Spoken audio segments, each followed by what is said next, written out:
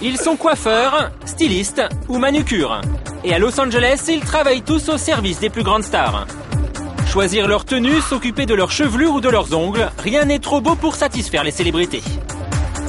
N'importe quelle star peut nous appeler n'importe quand, 24 heures sur 24. Inventer une lotion pour cheveux au Botox ou se payer une styliste privée pour choisir comment s'habiller. Dans l'intimité des stars, les extravagances sont habituelles. Elle a retiré sa petite culotte, elle l'a jetée comme ça, elle était totalement nue. Qui sont ces acteurs de l'ombre au service des stars? Comment ont-ils gagné leur confiance? À quelles folles exigences doivent-ils répondre? C'est le cas de cette jeune Française, Valérie Masson. Styliste de formation, elle est venue à Los Angeles pour se mettre au service des célébrités. Son métier, donner aux stars des conseils vestimentaires.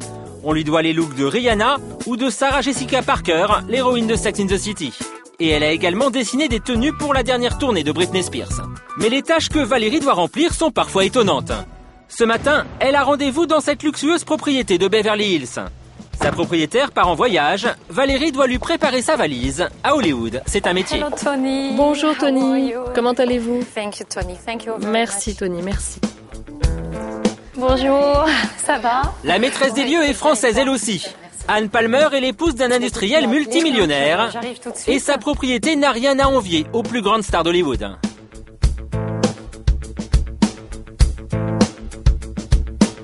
Tu as prévu 3 voyages? Non, là, je reviens de 2. D'accord. Je repars la semaine prochaine. Ok. J'ai 5 soirées en 4 jours. D'accord. Ah, j'adore ta salle de bain, c'est magnifique. Mais la pièce qu'elle préfère, la voici. Un dressing de 25 mètres carrés, uniquement dédié à ses vêtements d'hiver. Impossible pour sa propriétaire de faire un choix sur les tenues à emporter.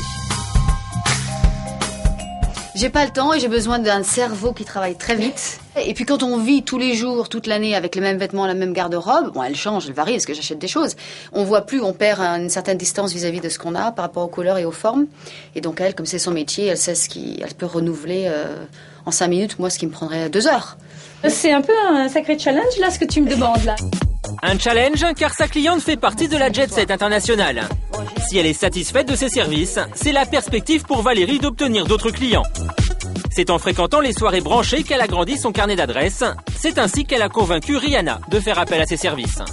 Récemment, je suis allée à un vernissage sur une galerie sur Sunset. Il y avait Tom Ford qui était là, Paris Hilton, Gwen Stefani. En discutant avec un peu tout le monde, j'ai rencontré Rihanna. Elle me dit, moi j'ai ma prochaine tournée là en Europe au mois d'avril.